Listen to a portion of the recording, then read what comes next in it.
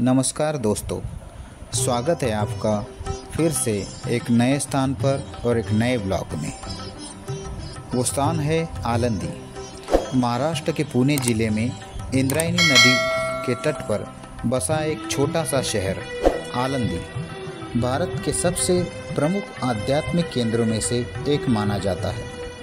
यह शहर इतिहास में डूबा हुआ है और इसका महत्व महान मराठी संत ज्ञानेश्वर महाराज से जुड़े होने के कारण हर साल हजारों श्रद्धालु और पर्यटक इस शहर में आते हैं। वे आध्यात्मिक सांत्वना, ज्ञान और क्षेत्र की समृद्ध सांस्कृतिक विरासत की झलक चाहते हैं। आलंदी का इतिहास 13वीं शताब्दी में से शुरू होता है, जब महाराष्ट्र के सबसे प्रतिष्ठित संतों में से एक संत ज्ञानेश्वर महाराज गांव में रहते थे। संत ज्ञानेश्वर महाराज एक महान दार्शनिक, कवि और संत थे, जिन्होंने भगवद गीता पर प्रसिद्ध टिप्पणी ज्ञानेश्वरी लिखी थी। उन्होंने आलंदी में समाधि प्राप्त की और उनका मंदिर, जिसे संत ज्ञानेश्वर समाधि मंदिर के नाम से जाना जाता है, शहर का मुख्य आकर्षण है। आलंदी का आध्यात्मिक महत्व इस प्रकार है। आलंदी को एक तीर्थ क्षेत्र माना जाता है, जो एक तीर्थ स्थान है और हर साल हजारों श्रद्धालु यहाँ आते हैं। यह शहर संत तुकाराम, संत निवृत्तिनाथ और संत नामदेव जैसे अन्य संतों के साथ जुड़ाव के लिए भी प्रसिद्ध है, जो शहर में रहते थे और रचना करते थे। यह शहर आध्यात्मिकता का केंद्र है और आगंतुक क्षेत्र के विभिन्न मंदिरों और तीर्थ स्थलों का दौरा करते समय शांति और शांति भावना को महसूस कर सकते हैं। संत ज्ञानेश्वर समाधि मंदिर आलंदी में सबसे प्रसिद्ध मंदिर है और संत ज्ञानेश्वर महाराज को समर्पित है। ऐसा माना जाता है कि यह मंदिर 700 साल से भी अधिक पुराना है और वास्तुकला की हेमाडपंथी शैली में बनाया गया है। मंदिर में संत ज्ञानेश्वर महाराज की समाधि है और भक्तों का मानना है कि मंदिर की यात्रा जीवन बदलने वाला अनुभव है। मराठी संतों ने आलंदी को अलंकापुरी नाम दिया है।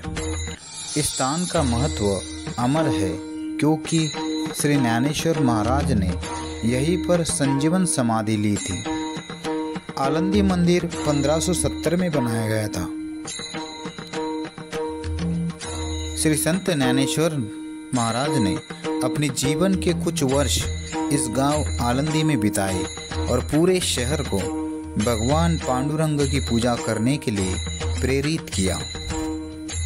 संत ज्ञानेश्वर महाराज के साथ शहर के जुड़ाव के कारण आलंदी हिंदू मराठी लोगों के लिए एक प्रसिद्ध तीर्थ स्थान है।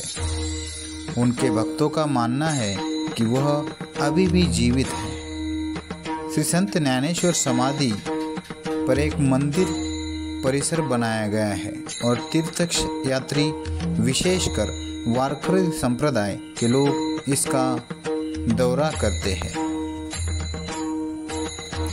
संतों की भूमि महाराष्ट्र में उच्च कोटि के संत हुए संत ज्ञानेश्वर अलौकिक काव्य प्रतिभा, तत्ववेत्ता, ज्ञानावतार और संत थे।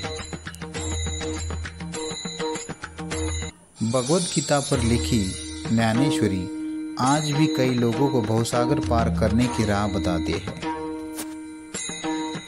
संत ज्ञानेश्वर महाराज का हरिपाठ नाम पाठ है। भागवत धर्म की तथा वारकरी संप्रदाय की नींव रखने का श्रेय श्री संत ज्ञानेश्वर महाराज को जाता है। मार्गशीर्ष कृष्ण 13 को संत ज्ञानेश्वर महाराज ने समाधि ले ली। इस तिथि को आलंदी में संत ज्ञानेश्वर महाराज की समाधि का उत्सव मनाया जाता है।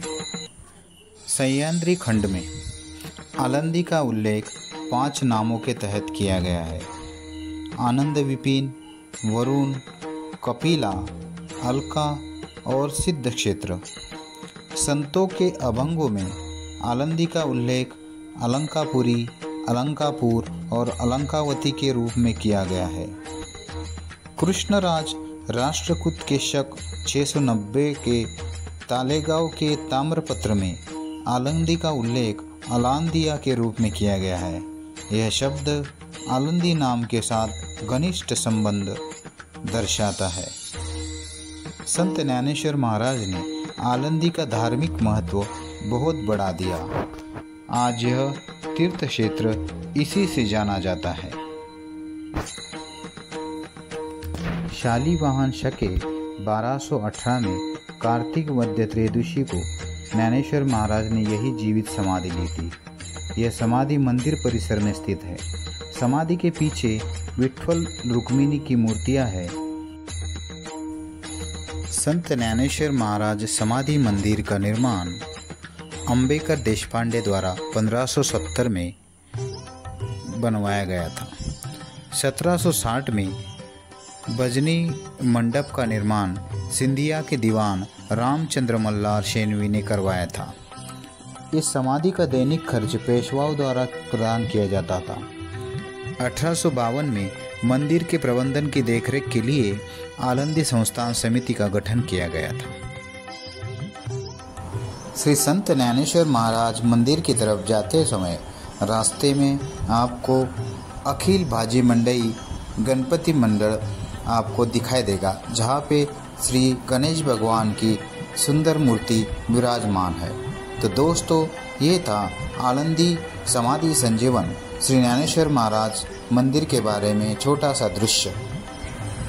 तो प्लीज़ वीडियो को लाइक, शेयर और सब्सक्राइब जरूर करें। धन्यवाद।